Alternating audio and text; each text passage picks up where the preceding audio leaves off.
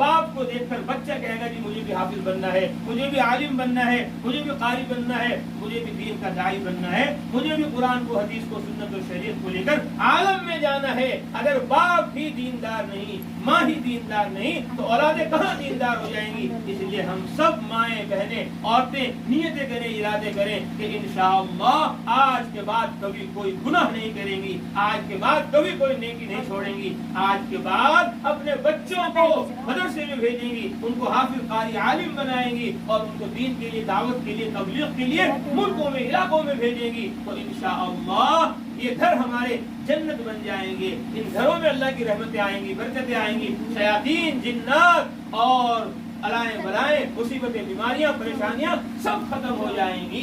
لیکن اگر ہم نے یوں ہی زندگی گزاری پھر علمان والحفیظ, یہاں بھی بربادی ہے اور آخرت میں بھی بربادی ہے. اس لیے ساری مائیں بہنیں ارادے نیتیں کریں کہ انشاءاللہ ہمیں ناظرہ قرآن پڑھنا ہے, ہمیں انشاءاللہ قرآن کی حافظہ بننا ہے. سوچو تو صحیح, اللہ کے نبی کی بیوی حضرت عائشہ پورا قرآن حفظ کرے, اللہ کے نبی کی بیوی ام سلمہ پورا قرآن حفظ کرے, اللہ کے نبی کی بیوی حفصہ رضی اللہ تعالیٰ عنہ پورا قرآن حفظ کرے. وہ نبی کی لاڈلیاں اور بیویاں اور بیٹیاں ہو کر قرآن کی حافظہ ہوں, حدیث کی عالمہ ہوں, اور ہماری مائیں بہنیں قرآن نہ پڑھیں, حدیث نہ پڑھیں, تو اس سے بڑا جرم اور اس سے بڑی نادانی, کمزوری ہمارے لیے کیا ہوگی؟ اس لیے ہم سب ناظرہ قرآن پڑھیں اور اللہ توفیق دے سورہ یاسین حفظ کریں, اللہ توفیق دے سورہ ملک, سورہ الام سجدہ حفظ کریں.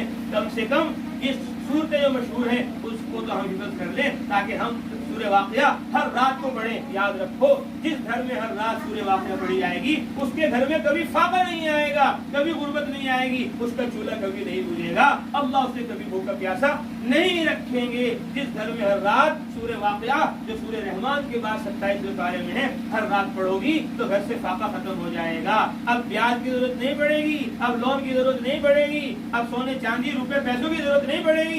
جب تم سورہ واقعہ پڑھو گی تو اللہ رحمت برکتوں کے دروازے کھول دیں گے. اور علمان والحفیظ جو قرآن نہیں پڑھا جائے گا پھر سود اور بیاج اور پھر علمان والحفیظ حرام مال اور حرام دولت کے پیچھے لگ کر مرد عورت جہنم کا, دوزخ کا ایندھن بنیں گے. دنیا میں بھی ذلیل و خوار ہوں گے اور آخرت میں بھی اللہ کے عذاب میں گرفتار ہوں گے. سورہ واقعہ ہر رات پڑھو تو اللہ تمہیں غنی بنا دیں گے, اللہ تمہارے گھر سے فاقے کو ختم کر دیں گے.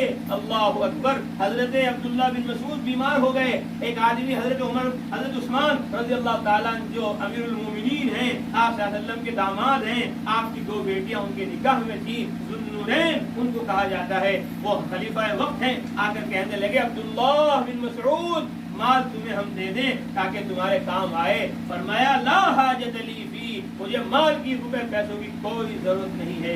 فرمایا آپ کو تو ضرورت نہیں, آپ کی بیٹیاں ہیں, لڑکیاں ہیں, ان کے یہ مال کام آ جائے گا, ان کے یہ پیسہ کام آ جائے گا. فرمایا تخشى علی بناتی الفقر, کیا آپ کو میری بیٹیوں پر, میری لڑکیوں پر فقر و فاقے کا خوف ہے؟ مجھے ڈر نہیں ہے, مجھے خوف نہیں ہے کہ میری بیٹیوں پر فاقہ آئے گا. کیوں؟ فرمایا میں نے اپنی بیٹیوں کو کہہ دیا کہ وہ ہر رات سورہ واقعہ پڑھیں. میں نے اللہ کے نبی سے سنا ہے کہ جو ہر رات سورہ واقعہ پڑھے گا لم تصبہ فاقۃ ابدا, اس کے گھر میں کبھی فاقہ نہیں آئے گا. تو ہر رات سورہ واقعہ پڑھو. ہر دن روایت میں آتا ہے دن کے شروع میں جو مرد عورت سورہ یاسین پڑھ لیتا ہے قضیت حوائج, اللہ اس کے دن کی ساری حاجتیں, ساری ضرورتیں پوری فرما دیتے ہیں. اور ایک روایت میں آیا جو رات کو سورہ یاسین پڑھتا ہے اللہ اس کے سارے گناہوں کو معاف فرما دیتے ہیں. کیا ہی کہنے اللہ کی کتاب کے, کیا ہی کہنے اللہ کے قرآن کے کہ دن میں پڑھو تو دن کی ساری ضرورتیں دنیا کی پوری ہو جائیں, اور رات کو پڑھو تو آخرت کی ضرورت پوری ہو جائے, مغفرت ہو جائے, بخشش ہو جائے, جہنم سے بچ جائے, جنت میں چلے جائیں. اس لیے اس قرآن کو پڑھو. اور سورہ ملک 29 پارے کی پہلی سورت, الف لام میم سجدہ 21 پارے کی سورت ہر دن مغرب کے بعد پڑھو گی تو اللہ تعالیٰ قبر کے عذاب سے بچا لیں گے.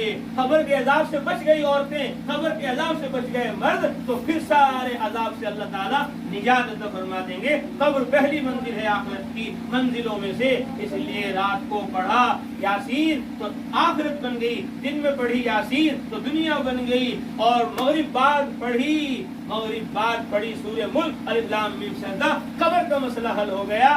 لوگ کیا چاہیے, آخرت بھی بن گئی اور دنیا بھی بن گئی, اور قبر کے اندر جہاں مٹی کے اندر دبنا ہے وہاں کی برزخ کی زندگی بھی تمہاری بن گئی اس اللہ کی کتاب سے، اس اللہ کے قرآن سے۔ اور ہر نماز کے بعد قل هو اللہ احد، قل اعوذ برب الفلق، قل اعوذ برب الناس پڑھو۔ جنات اثر نہیں کریں گے، شیطان اثر نہیں کریں گے، الائیں بلائیں مصیبتوں کا جو شکار عورتیں ہوتی ہیں اور مرد ہوتے ہیں، اللہ مان والحفیظ اس قرآن مقدس کی چھوٹی سی صورتیں قل اعوذ برب الفلق قل اعوذ برب الناس پڑھ لیا، اللہ جنات سے اور شیاطین سے اور ساری مخلوق کے شر سے تمہیں بچا لیں گے۔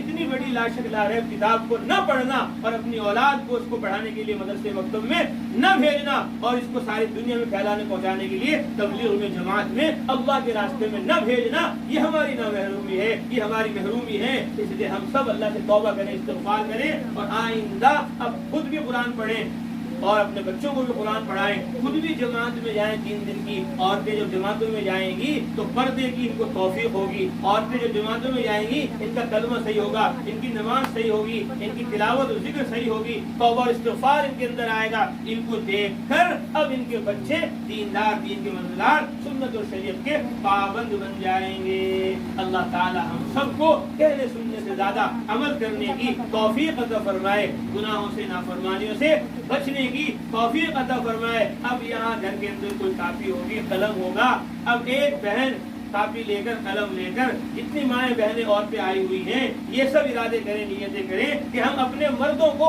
4 مہینے کے لیے اللہ کے راستے میں بھیجیں گی، 40 دن کے لیے اللہ کے راستے میں بھیجیں گی، 3 دن کے لیے اللہ کے راستے میں ہم اپنے بچوں کو بھیجیں گی۔ جب یہ مائیں بہنیں ارادہ کر لیں گی، نیتیں کر لیں گی تو انشاءاللہ سارے مرد محلے کے گلی کے اللہ کے راستے میں 4 مہینے میں چلے جائیں گے، چلے میں چلے جائیں گے۔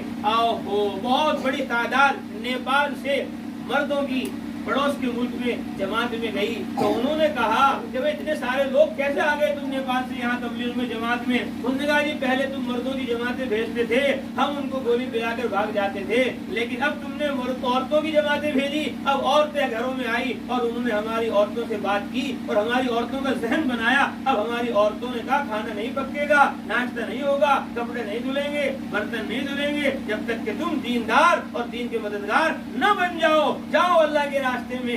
اب ہم ان کے کہنے سے اللہ کے راستے میں آ گئے تو اللہ نے عورتوں کو بڑی ہمت دی ہے، بڑی قوت دی ہے، جس بات کو یہ منوانا چاہتی ہے تو منوا لیتی ہیں۔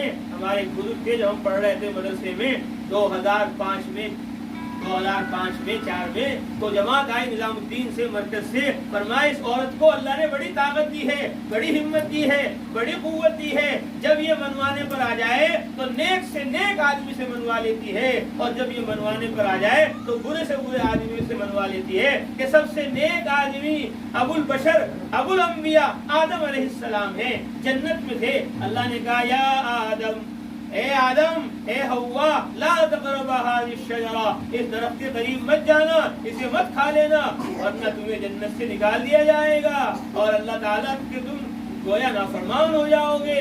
آدم علیہ السلام اس کے قریب بھی نہیں جاتے تھے، شیطان آیا، اس نے